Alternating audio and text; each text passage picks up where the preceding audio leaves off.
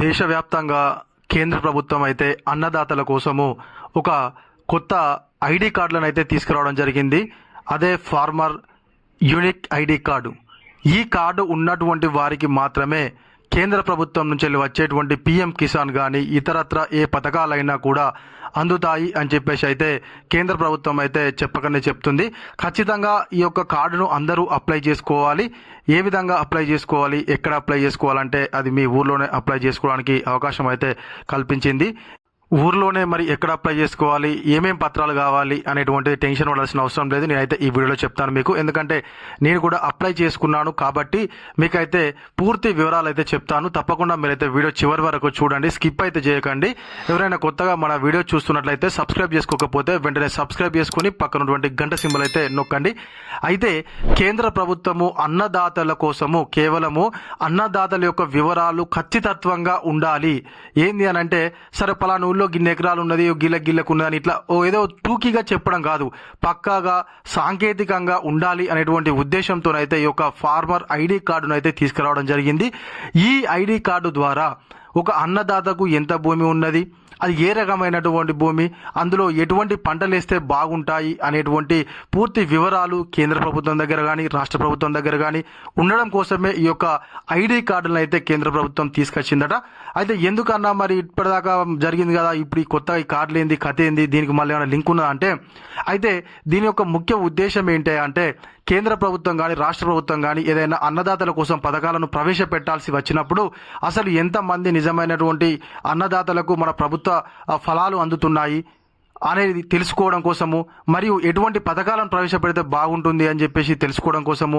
ఇంకొకటి ఏంటంటే, ఏదైనా మనకు విపత్తులు వస్తాయి కదా, అతివృష్టి అనావృష్టి. ఉదాహరణకు చెప్తున్నా, ఇప్పుడు మనం ఏదైనా ఒక అరటి తోటేసినప్పుడు ఇప్పుడు ఈదురుగాలు వచ్చి లేకుంటే తుఫాన్లు వచ్చి మొత్తం పంట నష్టపోతారు. కాబట్టి ఓకే, ఈ యొక్క యూనిక్ ఐడి నెంబర్ కొడితే ఓకే ఈ పలాని దానిలో పలాని పంట వేసిండు, ఓకే దీనికి అనువైనటువంటి ఆ నేలనే ఇది అని చెప్పేసి వాళ్ళ దగ్గర డాటా ఉండడం కోసం అని చెప్పేసి కేంద్ర ప్రభుత్వం అయితే ఈ యొక్క యూనిక్ ఐడి కార్డుని తీసుకురావడం జరిగింది. అదేవిధంగా రాష్ట్ర ప్రభుత్వం దగ్గర కూడా ఇప్పుడు మనకు రాష్ట్ర ప్రభుత్వం రైతు భరోసా ప్రవేశపెట్టింది.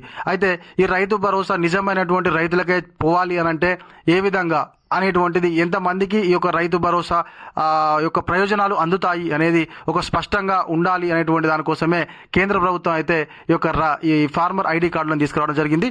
ఇక మనము ఈ ఫార్మర్ ఐడి కార్డులను ఎక్కడ అప్లై చేసుకోవాలి, ఎంత ఖర్చు అవుతుంది, ఏమేం కావాలి పత్రాలు అనేది చూద్దాం. ఇక అయితే మొట్టమొదటిగా ప్రస్తుతం అయితే ఈ యొక్క ఫార్మర్ ఐడి కార్డుకు అప్లై చేసుకోవడానికి ఎటువంటి డబ్బులు అయితే ఖర్చు కావు.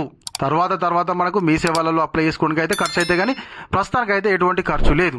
అయితే ఇక ఎక్కడ అప్లై చేసుకోవాలి, ఏమేం కావాలి, ఎక్కడ అప్లై చేసుకోవాలంటే మీ గ్రామంలో ఉన్నటువంటి ఏదైతే రైతు వేదికలు ఉన్నాయి కదా, ఆ రైతు వేదికల దగ్గరికే ఏఈఓలు రావడం జరుగుతుంది.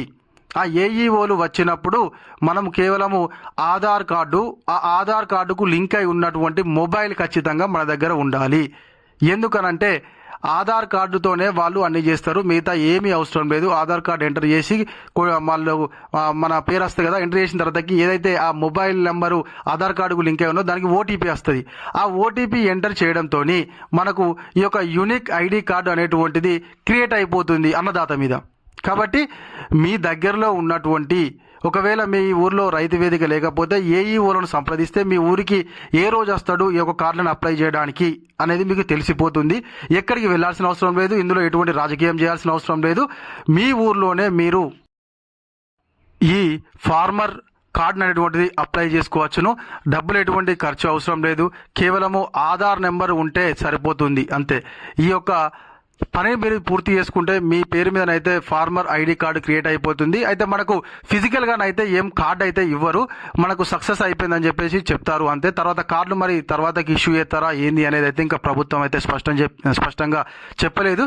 కాకపోతే మనకు సక్సెస్ఫుల్ అయినట్టు మాత్రము ఏఈఓ గారు అయితే చెప్తారు. దీంతో ఈ యొక్క మనకు ఫార్మర్ ఐడి కార్డు ప్రాసెస్ అనేటువంటిది పూర్తి అయిపోతుంది. తర్వాత మనకు దీని ద్వారానే పిఎం కిసాన్ కూడా ఉన్నట్టు ఈ యొక్క ఫార్మర్ కార్డు ఉన్నటువంటి వాళ్ళకు మాత్రమే, ఫార్మర్ ఐడి కార్డు ఉన్నటువంటి వాళ్ళకు మాత్రమే పిఎం కిసాన్ కూడా రావడం జరుగుతుంది. తర్వాత ఇవన్నీ లింక్ చేస్తారు.